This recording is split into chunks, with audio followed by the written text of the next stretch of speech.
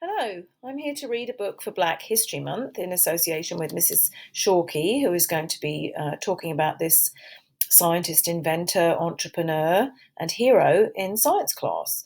The book is called The Unstoppable Garrett Morgan, Inventor, Entrepreneur, Hero. It's a little shiny, but we'll fold it like that. Written by Joan DiCicco, illustrated by Ebony Glenn, published by Lee and Low Books in 2019.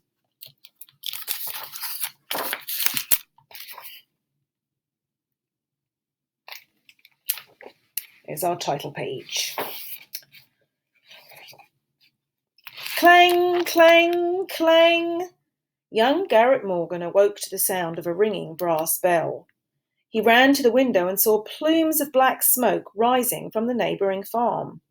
He woke his younger brother Frank, grabbed the water buckets, and raced to help.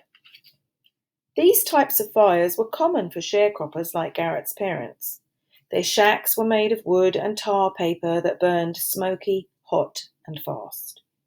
If people were trapped inside, rescuers had nothing to protect themselves from poisonous smoke. By the time Garrett and Frank arrived, only a burned-out shell of the house remained. As they walked back home, the gears in Garrett's clever mind turned, trying to think of a way to help.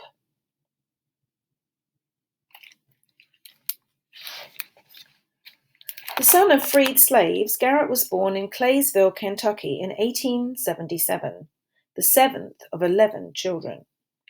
As sharecroppers, the Morgans worked on land owned by a different family in exchange for a share of the crop at harvest time.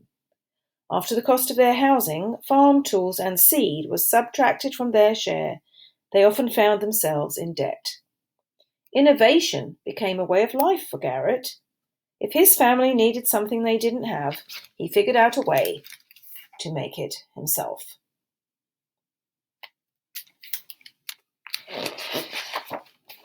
By the age of 14, curious and creative Garrett was restless for a better life. Segregation was strictly enforced in the South, leaving few prospects for African Americans. Garrett went north to find greater opportunity. Garrett arrived in Cincinnati, Ohio, with pennies in his pocket.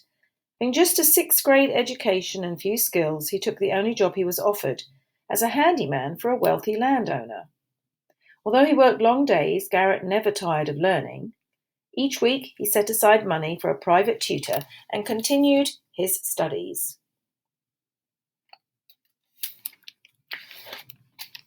4 years later, Garrett moved further north, hoping to find a better job. Cleveland was becoming a major manufacturing center for the clothing industry. Throughout the garment district, workers used machines to make things that had once been crafted by hand. It was here, with modern machinery whizzing and whirling, ticking and clicking, that Garrett's creative nature soared. While working as a janitor for a clothing manufacturer, Garrett noticed that the drive belts on the sewing machines became slack after a while and often broke. Broken machines frustrated the workers, whose pay depended upon the number of garments they produced. As he'd learned to do on the farm, Garrett solved the problem through his own innovation. He invented a simple but effective belt tightener that adjusted the slack and helped the machine run longer, smoother, and faster. Garrett's boss was so impressed by his creativity that he promoted Garrett to work as a repairman.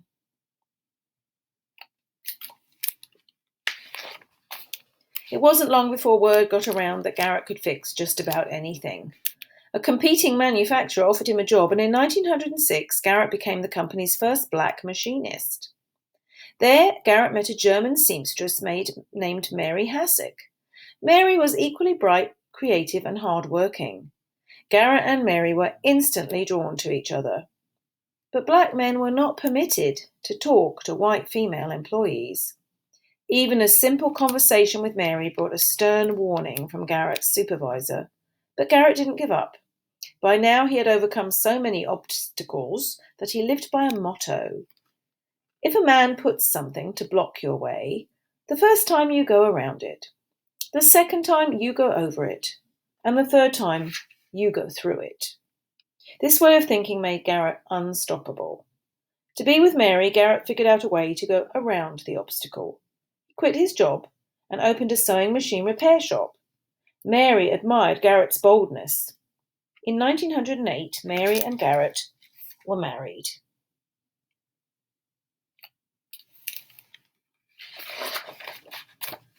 With Mary's skill as an expert seamstress, Garrett expanded the business and began manufacturing affordable clothing for Cleveland's growing black middle class. They named their business Morgan's Cut-Rate Ladies Clothing. By 1909, they had 32 employees working on machinery built by Garrett himself.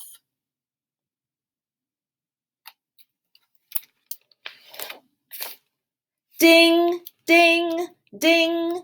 A fire engine's bell rang out as a team of horses whizzed by, their manes whipped in the wind like the flames racing through the building at the end of the block.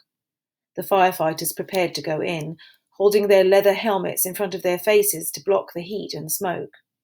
Their efforts proved useless as they stumbled out, gasping for air. When Garrett heard about the tragedy, memories of the fires he had witnessed as a boy sparked to life. Though many years had passed, he realized that even big city firefighters lacked the equipment they needed to save victims. With the gears of his creative mind already turning, Garrett headed to his workshop, determined to find a way to help firefighters breathe in smoke-filled spaces.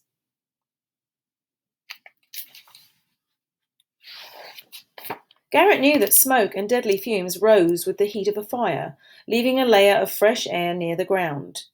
He needed to create a device that could capture this fresh air and lift it up for firefighters to breathe. He fashioned a heat-resistant canvas helmet with 2 long tubes attached, one for inhaling, lined with a wet sponge to cool and filter the air, and one for exhaling, with a valve to keep the stale air from getting back in. The tubes joined halfway down the wearer's back to become one tube dangling close to the ground in the layer of breathable air. Garrett spent 3 years crafting and refining his invention. His brother Frank helped him test the different helmets. After countless long nights falling asleep at his workbench, Garrett finally succeeded. He called his new invention the safety hood.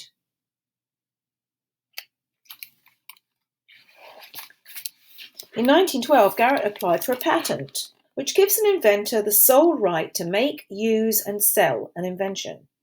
When his patent was granted, Garrett entered the safety hood in the 1914 International Exposition of Safety and Sanitation in New York City.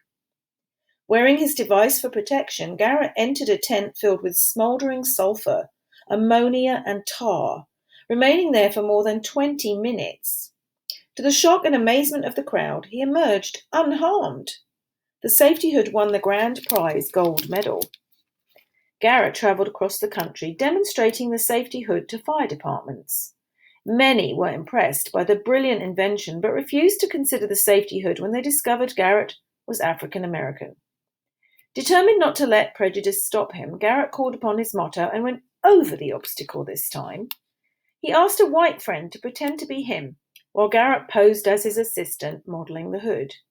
Some fire chiefs put the invention through their own rigorous tests, but the safety hood exceeded their expectations. Orders for Garrett's device flooded in. On July 25, 1916, Garrett Morgan and his safety hood would face the greatest test of all. Ring, ring, ring! Garrett's telephone rang out in the middle of the night. An explosion had ripped through a tunnel at the Cleveland Waterworks, trapping workers in smoke and deadly fumes hundreds of feet below Lake Erie. One of the rescuers had seen Garrett's demonstration. Only the safety hood could save the men underground. With no time to waste, Garrett called Frank and raced to help.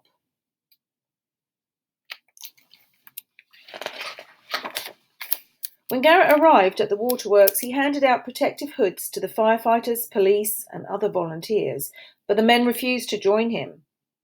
2 other rescue parties went down and have failed to return, Mayor Davis said. Garrett knew time was running out. I'll take a chance, he said. Frank stepped forward. I'll go with you. A man named Tom Clancy spoke up. My father is in there, I will go. Another man volunteered as well. True to his motto, Garrett Morgan went straight through the obstacle.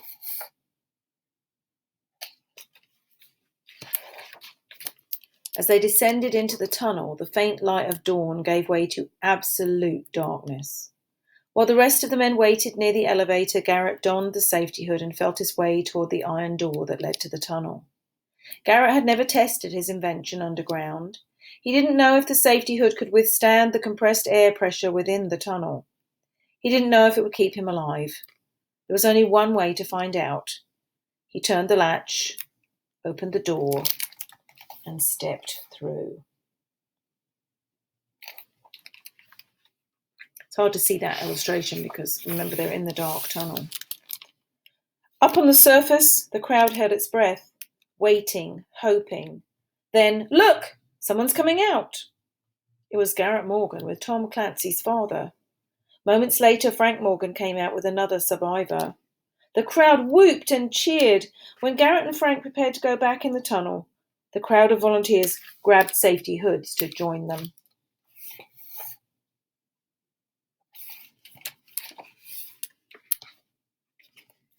The next day, the story of the rescued men was front-page news, but Garrett and his brother were not given credit for their bravery.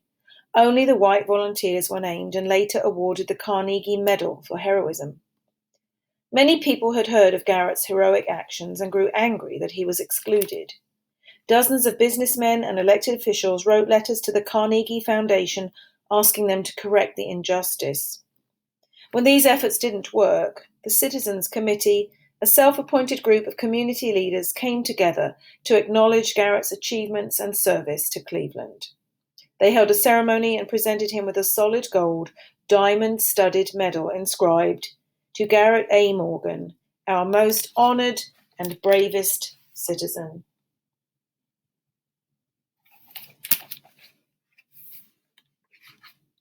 Garrett Morgan's desire to help people was a lifelong pursuit.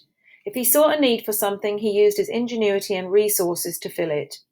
He continued to improve the safety hood, and in 1917, as the United States prepared to enter World War I, the safety hood was developed into the gas mask that saved thousands of American soldiers' lives. When Garrett and other black businessmen were barred from advertising in white-owned newspapers, he started Call, a newspaper in which African Americans could promote their businesses and read fair-minded news about the black community written by black reporters. After Garrett witnessed a terrible collision between a horse-drawn carriage and a motor car at an intersection, he invented a more effective traffic signal. In addition to telling drivers when to go and stop, his patented device also included a stop all position that stopped traffic in all directions, allowing cars and pedestrians traveling one direction to clear the street before traffic traveling in the opposite direction began.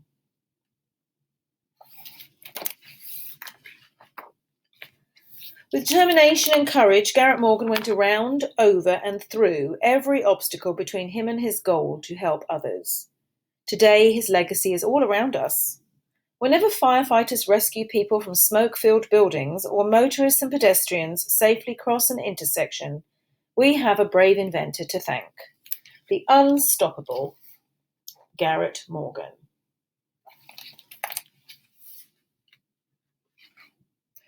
Obviously, with a true book, non-fiction, biography, we always like to find a little bit more information at the back. I'm not going to read all of the highlights of Garrett Morgan's life and legacy from this timeline, but I will show you the pictures, the photographs that they have included.